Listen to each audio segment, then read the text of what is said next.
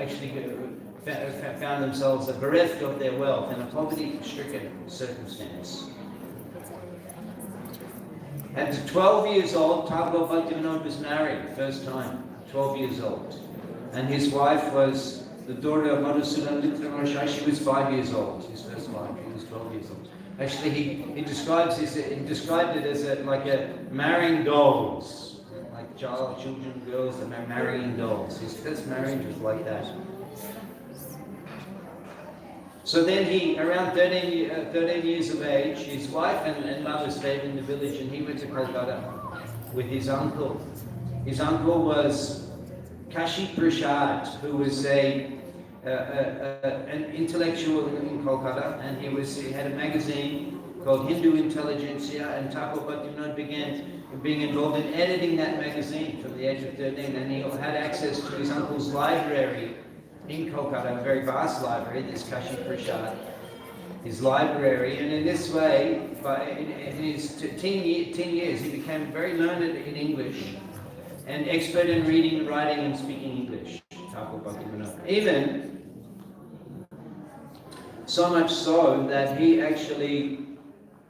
was training some British members of the British government in public speaking.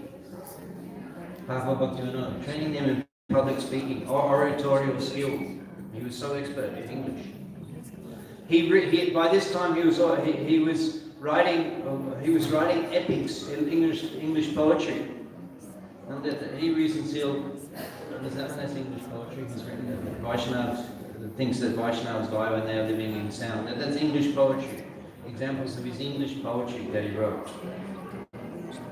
And he wrote like an epic, an English epic about Alexander the Great. It was called Pariya, and it was written in English, lucid, clear English verse. So at this time he became very conversant in all the schools of Western philosophy, including the well-known philosophers of the West, like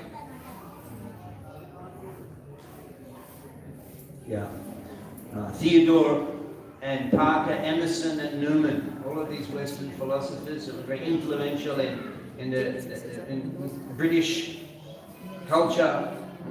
The British poets, the English literacists, he studied their works.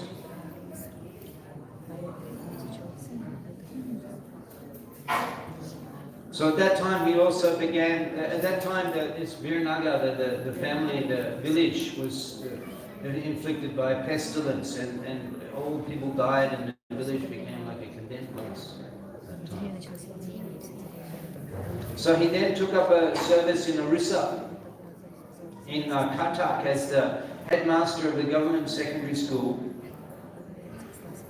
And at that time he did research on all the mats in Orissa and compiled a book which was subsequently later used by the British government. He became a pioneer in introducing English language education in Orissa, in the school system in Orissa. And at that time also he began to do research on the upper sampradayas, which had become established in Bengal, 13 upper sampradayas. So he began to document these different organizations and their ill practices. At that time, in Orissa, when he had that service in the educational government educational department, he was searching for Sri Chaitanya Charitamrita. He was unable to find a copy anywhere of Sri Chaitanya Charitamrita. Just understand. Naragopal Prabhu was mentioning about Bengal, preaching in Bengal, 20,000 initiated devotees, West Bengal. But Prabhu didn't mention East Bengal, Bangladesh. He kept that confidential.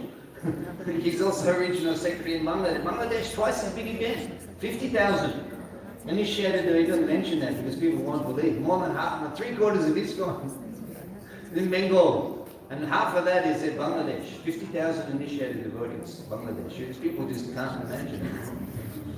And when Thakur Bhaktivinoda was a government officer in Orissa, he could not find Sri Chaitanya Charitamrita. And he's a government officer in education. Just see what ISKCON has done for Bengal.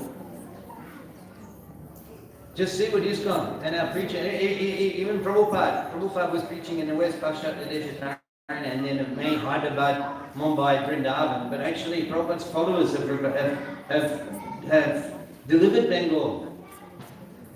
Prabhupada's disciples, His Holiness Japa Krishna Maharaj and assistants, they've delivered Bengal from a complete zero of the pure teachings of Chaitanya Mahaprabhu, almost lost.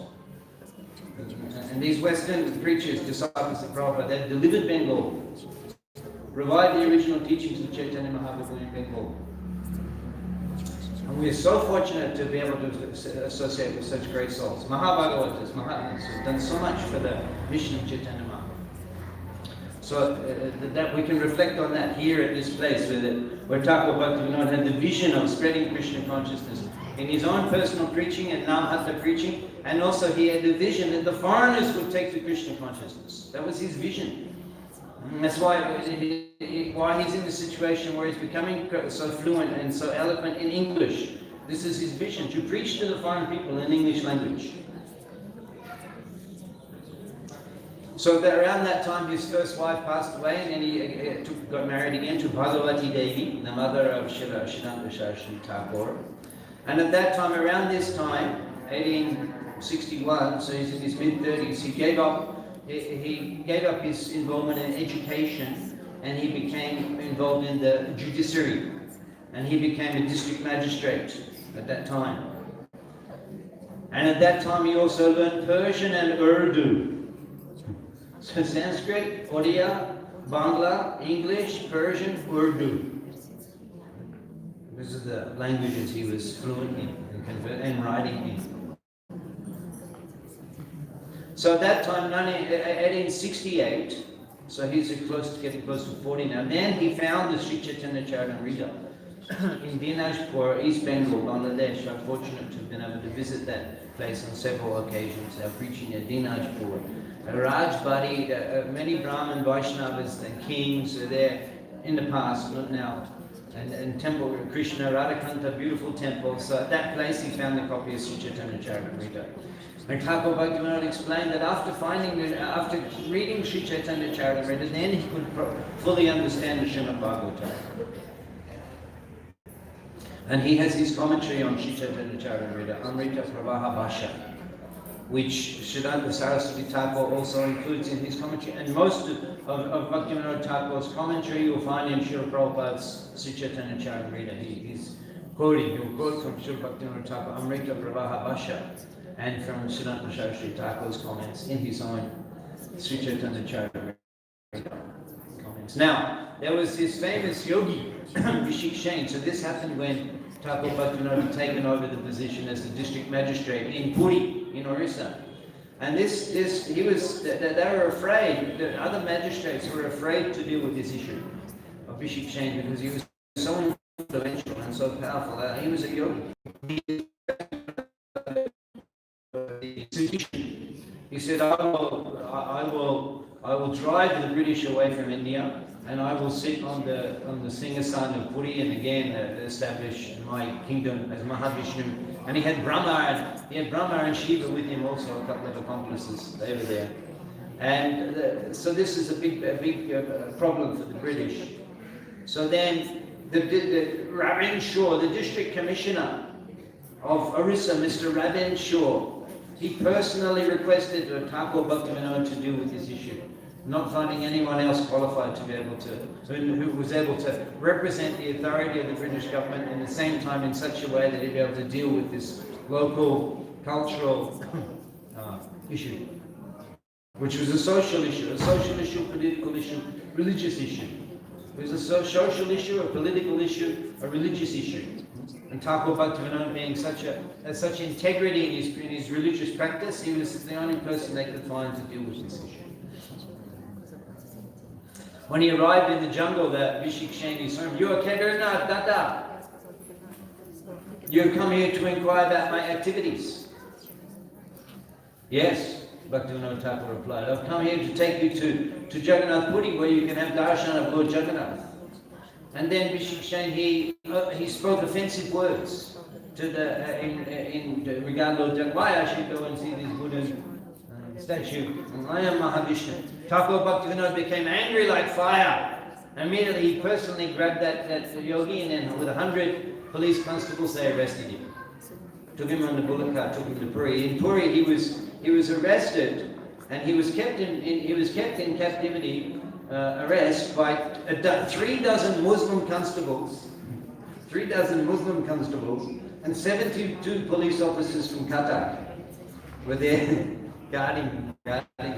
And of course the court case was going on, and he was using his mystic powers to defend and to attack Thakur Bhaktivinoda. Now his 7-year-old daughter Kadambini became so ill, almost on the verge of death with fever.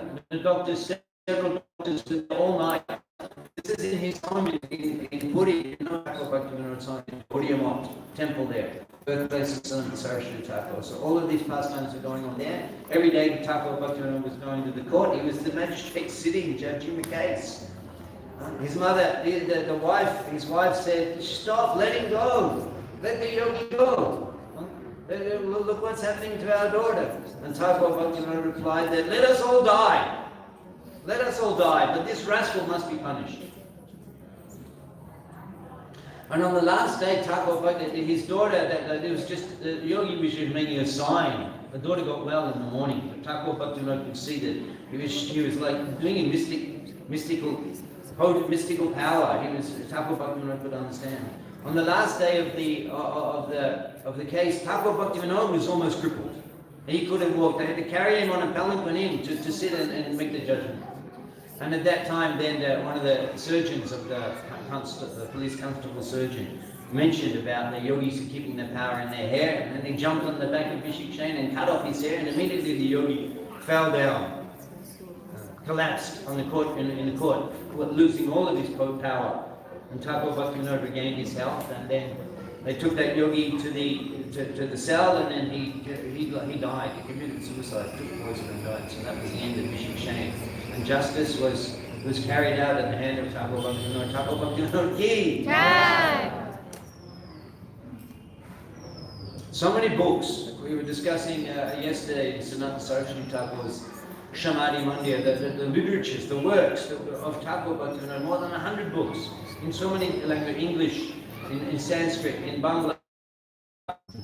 The Krishna Samhita, just a few of his most famous works. Krishna Samhita, Tattva Sutra, Tattva Vivek, Satchit Ananda Bhuti, Kalana Kalpataru, the Jaiva Dharma, Shinchaitanya Shikamrita, all great encyclopedic works on the teachings of Chaitanya Mahaprabhu. That's why it's very wonderful to see Rupa and Sanatana and Thakur Bhaktivinoda here. The seventh Goswami. Just listen to his daily program as a Grihastha, how he was organizing his time to perform his service. He would take rest at 8 p.m. and get up in the evening at 10 p.m. From 10 o'clock at night to 4 a.m. in the morning, he would write. 10 o'clock at night to 4 a.m. in the morning. Everyone is sleeping at that time. Everyone is sleeping. 10 a.m. to 4 a.m. Everyone is sleeping. He was not sleeping, he was writing. 4 to 4:30 rest, not more. You imagine if you stayed up all night writing books, at 4 o'clock you take rest, you'd sleep for 4 or 5 hours. You'd get up at 10 or 11. He would sleep from 4 to 4:30. 4:30 to 7, chant japa. There's the pictures of him with his neck beads, japa, wearing tilak, shaven up.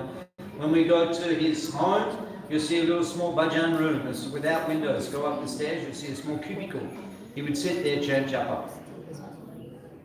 7 to 7:30 correspondence. 7:30 to 9:30 study Shastra. Can you imagine such a person with a government responsibility with 10 children? He's organizing preaching, Namhata, he's writing books. He's also he's writing books. In addition to that, 2 hours studying Shastra. 9:30 a.m. take bath and prashadam. Exactly the same thing every day. Half a liter of milk, some fruit, 2 chapatis.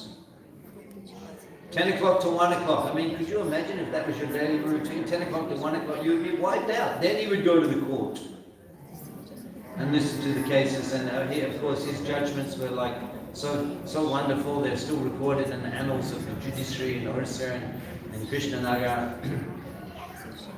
He would make the decision so quickly, and it was always an ideal decision because he was so Krishna conscious.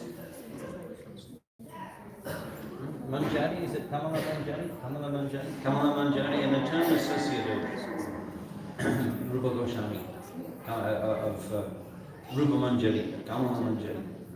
So anything he did would just be so on his parenting, his family life, his career, his responsibilities, his spiritual cultivation, his sadhana, his preaching, everything he did is just so extraordinary. Now this is interesting. Charandas Babaji, you'll see in many places in Bengal, at Panihati, in Benapole, Bangladesh, in Jagannath Puri, in Shidavakula, Haridas Thakur Samadhi, you'll see the sampradaya established by one Charandas Babaji where they chant Japa, and in Vrindavan, this near is gone, Hare Krishna, Nitai Gaur Radhe Shyam, Hare Krishna, Hare Ram.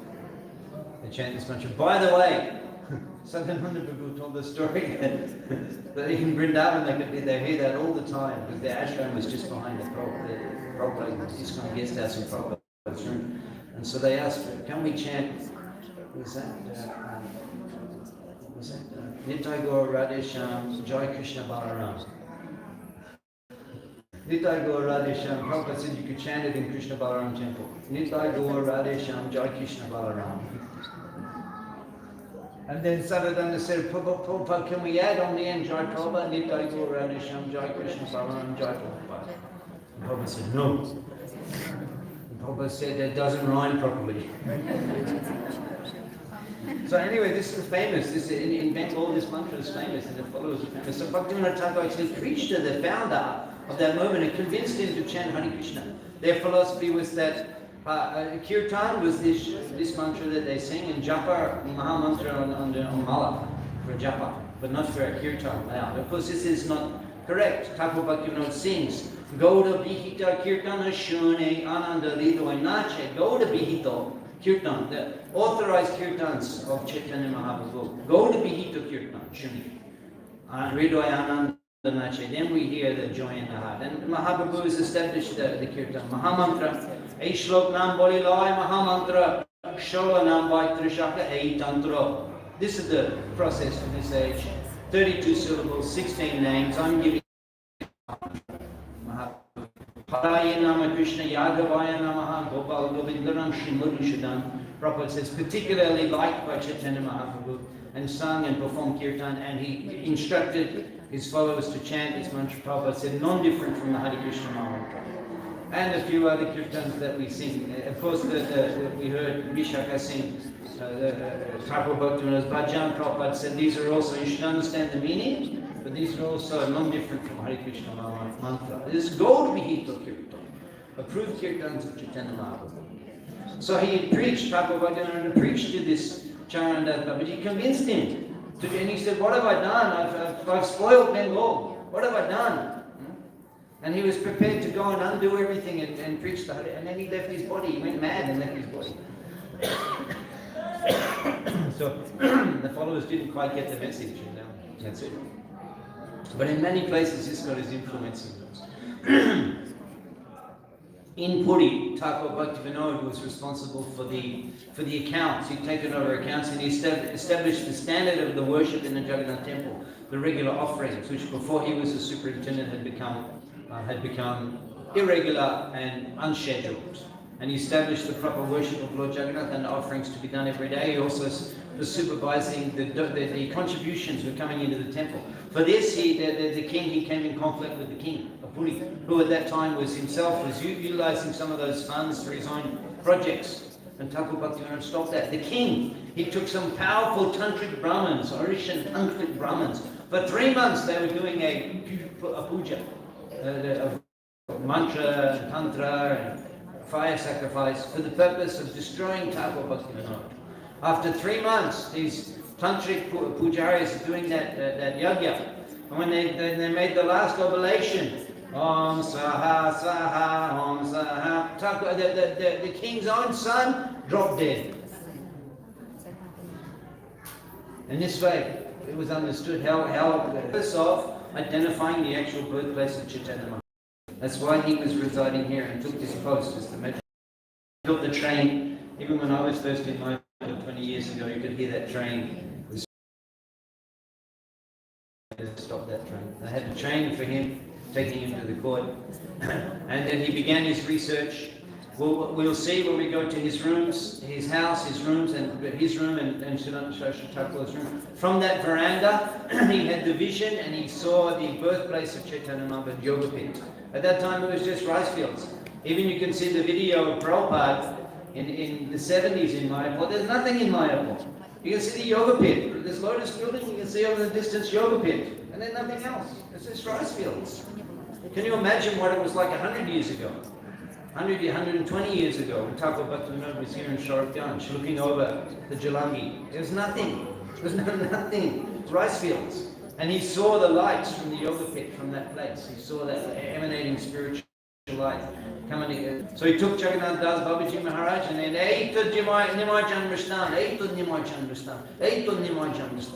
this is the birthplace of Chaitanya Mahaprabhu. And with all the research and the records, he authorized it and established that, registered with the Indian government, and they opened the Sri Mayapur post office to indicate that this is the Sri Mayapur as described in the traditional Gaudiya Shastras, the birthplace of Chaitanya Mahaprabhu, as established in the annals of the British government at that time. So in this way, Thakur Bhaktivinoda, such a contribution for humanity at large, such a contribution for the Vaishnava society, actually identifying the authentic birthplace of Chaitanya Mahaprabhu. And subsequently, everything that we understand, Navadip Mando Parikrama, Navadip Dham Parikrama, and all the 9 islands, and the various places, the Lila Shtan, and the various significance, the glories of Navadip Dham is revealed from the heart of Thakur Bhaktivinoda. And he's describing the journey, the Parikrama, first conducted by Jiv Goswami, Lord Nityananda Prabhu took him on the Parikrama of Navadip Dham. This is all the revealed heart revelation of Thakur Bhaktivinoda, his revealed meditation. ISKCON has invested tremendously in the vision of Thakur Bhaktivinoda. Whilst he was in Navadip, at a guest house there, then he had another vision and he saw the spiritual city. And the Adbhut Mandir, which he describes in the conversation with Nityananda Prabhu and Jiv Goswami. Point Prakash, Adbhut Mandir, that Mahaprabhu is teaching, one extraordinary temple will be built. Will be spread all over the world. ISKCON is fulfilling the vision of Thakur Bhaktivinoda. And Srila Prabhupada says that if you build the temple in Mayapur, Thakur Bhaktivinoda will personally take you back to God. So at this place we meditate, Ekaki Amar Nahi Paya Bol Harinam, the ocean of mercy, Thakur Bhaktivinoda, really the visionary, the original father of the world Sankirtan movement. And he first sent his teaching, life and precepts of Chaitanya Mahaprabhu, an English book on the life and teachings of Chaitanya Mahaprabhu. He sent that to the West, it went to Canada in 1896. There's no coincidence that was the year of my birth. So when we go to his rooms and his house, we can associate with his paraphernalia, we can see his deity form and his samadhi, and meditate on him, associate with him, and become surcharged, become revived now. Revive our spiritual lives and revive our commitment to give our lives to spreading the Sankirtan movement all over the world. Thakur Bhaktivinoda ki, Surabhki Kundj ki, Shri Navadip Dham ki, Shamavedi Gaur Bhakta Vrinda ki, Srila Prabhupada ki, Shri Shri Nidai Gaur Nishkinath Brahmanande.